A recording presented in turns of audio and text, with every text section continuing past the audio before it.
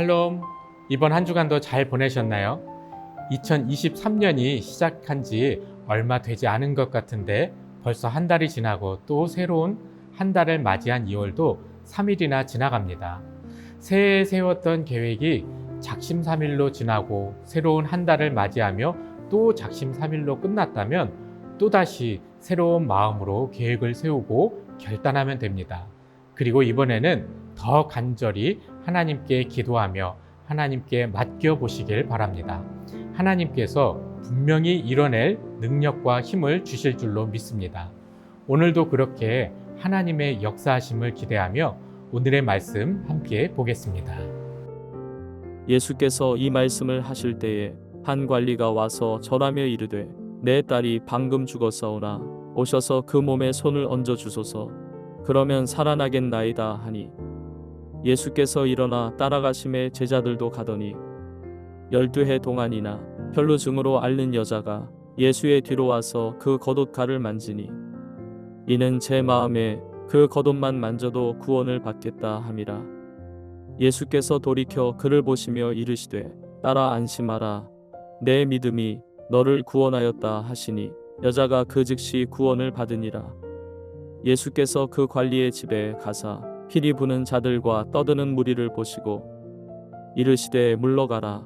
이 소녀가 죽은 것이 아니라 잔다 하시니 그들이 비웃더라. 무리를 내보낸 후에 예수께서 들어가사 소녀의 손을 잡으심에 일어나는지라. 그 소문이 그 온 땅에 퍼지더라. 오늘 본문은 유대 종교 지도자 가정의 이야기입니다.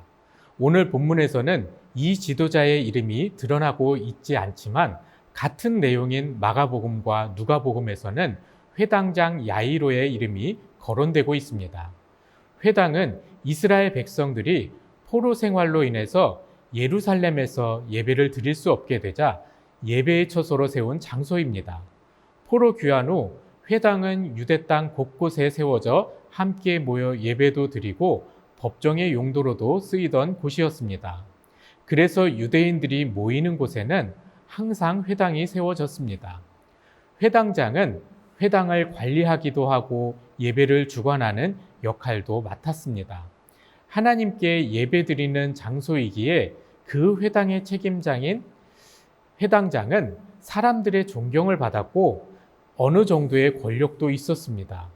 그리고 회당에서 예배를 주관하는 만큼 율법에도 정통한 사람이었습니다.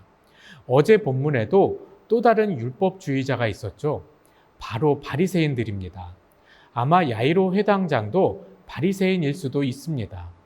오늘 본문은 예수께서 이 말씀을 하실 때에 야이로가 와서 예수께 딸을 살려달라는 이야기로 시작합니다. 예수님이 이때 어떤 말씀을 하고 계셨냐면 바리새인들과 요한의 제자들과 먹는 문제로 논쟁을 하고 있었습니다. 예수님께서 마태를 부르시고 죄인인 세리들과 왜 식사를 함께 하는지, 바리새인들은 금식을 하는데 왜 예수님의 제자들은 금식을 하지 않는지, 이런 문제로 논쟁을 하고 있었습니다.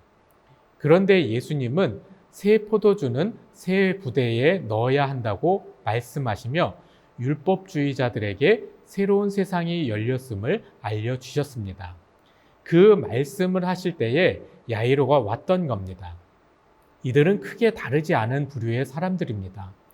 바리새인들은 율법주의자를 대표하는 사람들이었고 요한의 제자들도 새로운 세상이 온다는 것은 알았지만 율법에서는 크게 벗어나지 못한 사람들이었습니다. 회당장인 야이로도 당연히 율법주의자였을 겁니다. 그런데 야이로는 예수님이 어떤 분이신지 분명히 알았습니다. 바리새인, 요한의 제자들, 회당장 야이로. 예수님의 성육신으로 새로운 세상이 어떻게 다가오는지 깨달아가는 과정을 보여주는 듯합니다. 옛 신앙에서 과도기를 거쳐 예수님이 오신 새로운 세상을 맞이하는 신앙을 보여줍니다.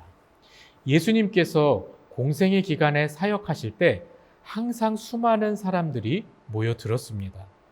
예수님은 분명 진리이신 하나님의 말씀을 선포하셨습니다. 그리고 예수님은 말씀 자체셨습니다.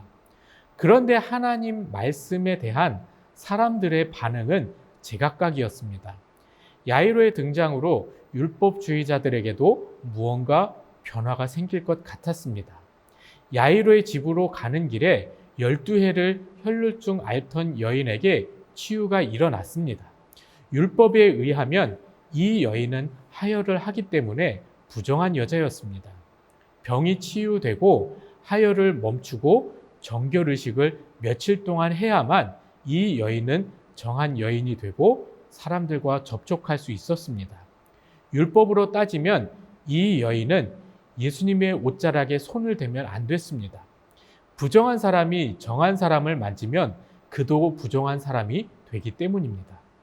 사람들과 가장 기본적인 인간관계도 맺지 못한 채 12년이 흘러버렸습니다. 질병으로 괴롭고 마음으로 외로운 이 긴 시간 동안 아무 소망도 없이 살아왔던 이 여인이 예수님이 오신다는 소식에 마지막 힘을 내어 예수님께 다가갔습니다. 그리고 예수님의 옷자락에 손을 대었을 때 예수님의 강력한 능력이 이 부정한 여인을 정한 여인으로 만들어 주었습니다.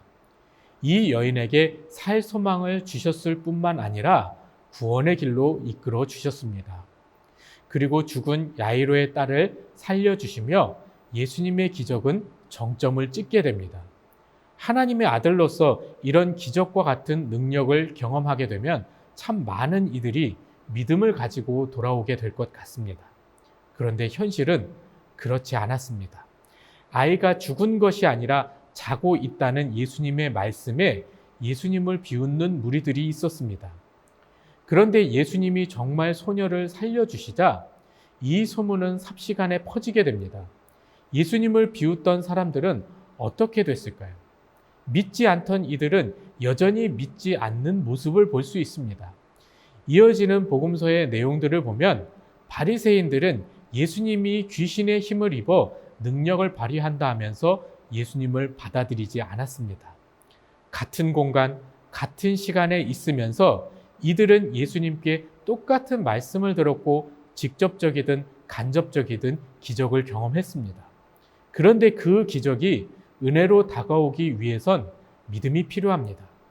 야이로의 딸이 고침을 받든 혈루증 여인이 치유를 받든 기적은 경험할 수 있습니다.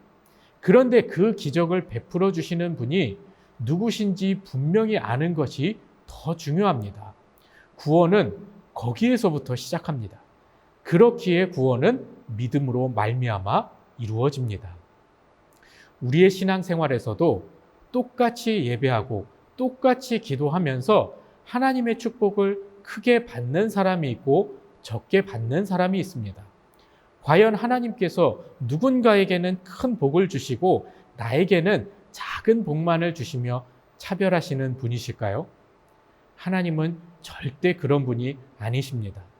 하나님은 항상 공평하시고 어제나 오늘이나 동일하신 분이십니다. 우리가 어떠한 복을 받고 어떤 제목이 응답되었는가는 우리의 믿음에 달려 있습니다.